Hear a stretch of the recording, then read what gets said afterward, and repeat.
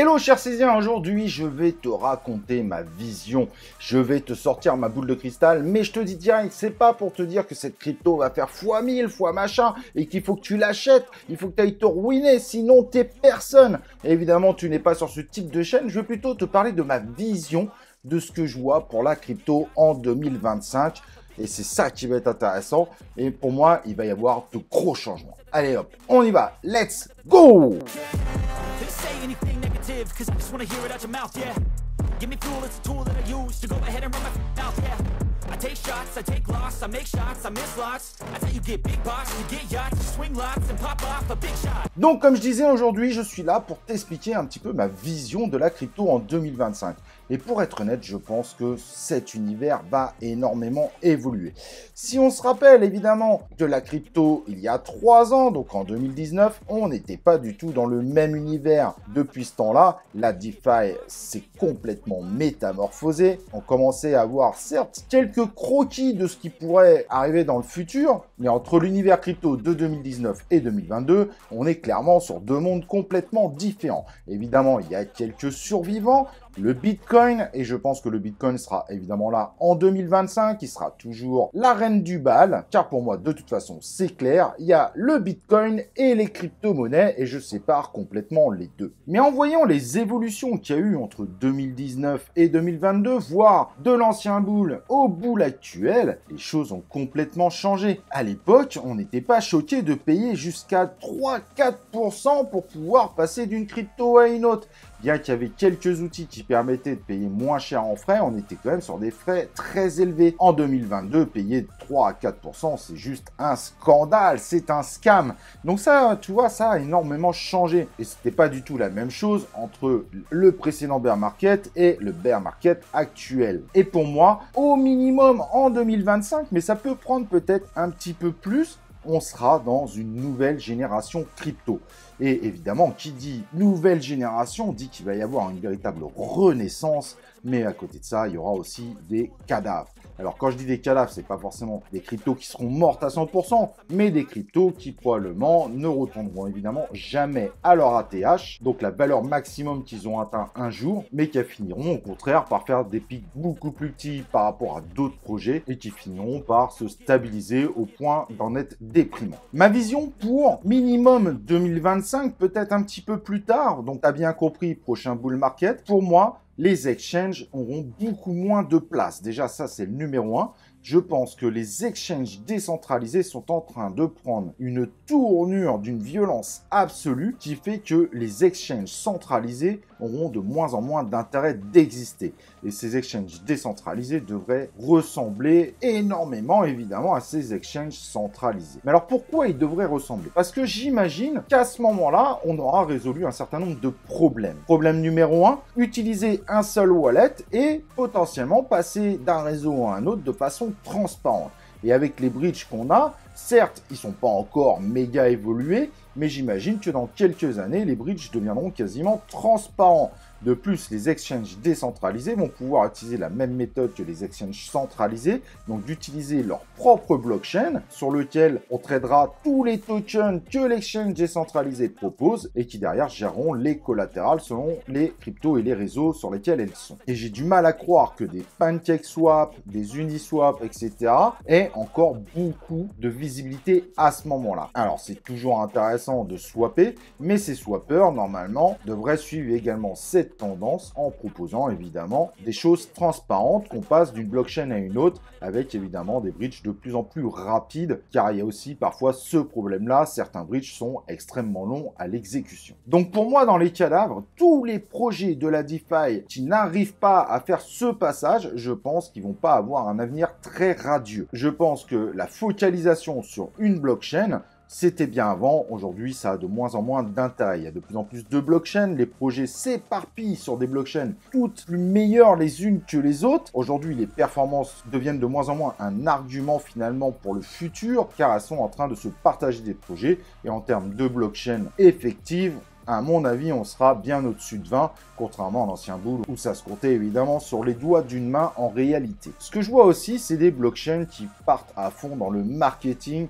qui essayent d'attirer un maximum de projets, qui deviennent limite un incubateur des projets sur leur propre blockchain. Pour moi, ça deviendra une norme qui sera obligatoire au prochain bull. Les blockchains qui survivront ne seront plus les plus performantes, mais seront celles qui seront le plus visibles et avec le plus de marketing, de com, de quoi vendre derrière. Et évidemment, si ton écosystème ne suit pas, tu n'auras pas grand-chose à vendre, en tout cas pour les blockchains publiques. Ce qui implique tout simplement que les blockchains qui ont atteint leur ATH au précédent bull vont avoir énormément de difficultés de retrouver leur ATH. Faut pas se leurrer. Aujourd'hui, on a l'impression qu'elles ont fait leur temps et n'arrivent pas à se relever. On peut prendre tout simplement la BNB Chain. Oui, il y a toujours des projets qui se font dessus, mais il n'y a plus vraiment de projets à grande visibilité. Ce sont des petits projets, des petits boui-boui. On a l'impression qu'aujourd'hui, elle n'arrive pas à sortir de cette image de la blockchain du pauvre et de la blockchain des scams. Alors qu'en réalité, en termes de proportion de scams, la BNB Chain n'est pas du tout la première. Il y a eu bien pire évidemment sur le marché, mais des blockchains quasiment inconnues du grand public. Solana, pareil, Solana a connu une explosion totalement incroyable. Solana pourra refaire de très bons résultats en termes d'écosystème. Il n'y a pas grand-chose à dire. Il y a quand même des choses de hype. On a le Star Atlas, par exemple, qui est dessus. Rory qui pourrait également nous faire un petit truc sympa. Mais le problème, c'est que tous ces projets, est-ce qu'ils vont survivre jusqu'au prochain bull? Car il faut trouver des financements. Et aujourd'hui, des financements dans le Web3 gaming, c'est pas gagné. Car cet envers du décor, on le voit pas forcément, c'est beaucoup moins visible. Mais il y a beaucoup moins d'investissement pour des projets dits quasi indépendants. Et là, moi, j'ai aucun doute, 80%, et c'est un minimum, quand je dis 80%, c'est probablement beaucoup plus, des play-to-earn ne survivront pas. Ils n'ont pas la qualité qui est attendue, on dirait des petits jeux d'indep qui sont vendus à peine 1 euro sur les Nintendo Switch, etc. Aucune chance pour 80% de ces play-to-earn de réussir à se faire une place. Mais pourquoi les blockchains Layer 1 continueront à vivre, ou Layer 2 qui se comportent quasiment comme des Layer 1, exemple matique? Tout simplement parce que quand tu joues sur un play-to-earn, etc., c'est un petit peu une notion, je dirais, presque transparente. Et ça, pour moi, ça le sera encore plus. Quand tu vas sur Sora, en général, tu fais ta première transaction et puis ensuite, tout se passe en interne. Et c'est probablement ce qui se passera de plus en plus sur les play-to-earn. Il y aura limite jamais à connecter ton wallet. Et ça, c'est évidemment un concept qui va de plus en plus se déployer. Utilisation de la crypto-monnaie de façon transparente. Autre point, j'ai l'impression qu'il va arriver, mais pour le moment, clairement, on n'a pas vraiment de signe de ça. C'est un concept un petit peu à la Gala sur des secteurs globaux. Avoir, par exemple, une crypto-monnaie proposée à X projets et ne plus avoir une crypto-monnaie par projet. Et j'ai l'impression qu'on va finir par avoir des regroupements de projets en une seule crypto-monnaie, ce qui pourrait aussi donner beaucoup plus de valorisation à cette crypto-monnaie. Aujourd'hui, c'est clair qu'il n'y a pas beaucoup de signes qui vont vers ça, mais je me dis que ça va quasiment devenir indispensable, surtout que les gros acteurs, même s'ils ne sont pas encore dans l'univers des crypto-monnaies, il ne faut pas se leurrer, ils s'intéressent au secteur. Peut-être qu'un jour, on aura une crypto Samsung, une crypto Android, etc., etc. Et toutes celles-ci pourraient tout simplement être un peu comme un App Store ou un Google Play, avoir une crypto qui est associée pour l'ensemble des applications Android. Là, c'est peut-être encore un petit peu tôt au prochain bull run, mais peut-être qu'on commencera à voir des choses apparaître dans ce sens. Et tous les petits projets là qu'on voit qui essayent de faire des petites hypes, des machins, pour moi, ils sont tout simplement tous morts. Encore pire quand les projets s'amusent à bloquer tous ceux qui posent des questions. Soyons clairs, ceux-là ne survivront pas, peu importe ce qu'ils proposent. Mais je vois pas comment ils peuvent survivre alors qu'en bear market, ils sont pas dans la séduction, ils sont déjà dans la répression. Ça, c'est juste impossible, ça ne fonctionnera pas. Soyons clairs, la qualité demandée pour les projets crypto augmente. Au prochain bull, l'exigence des gens sera bien supérieure encore à ce qu'on avait vécu évidemment au précédent bull. Tous les projets qui ne respectent pas, qui ne font pas beaucoup de communication, pour ceux qui ne travaillent pas dans un monde privé à côté, ils ont quasiment aujourd'hui aucune chance de survie pour le prochain bull.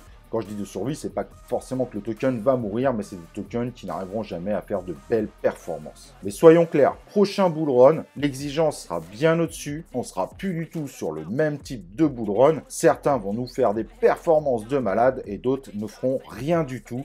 et on le voit déjà avec certains tokens. Allez voir juste le top des tokens en 2017 comparé à aujourd'hui et vous comprendrez ce que je dis. C'est un phénomène qu'on a déjà eu évidemment dans le passé.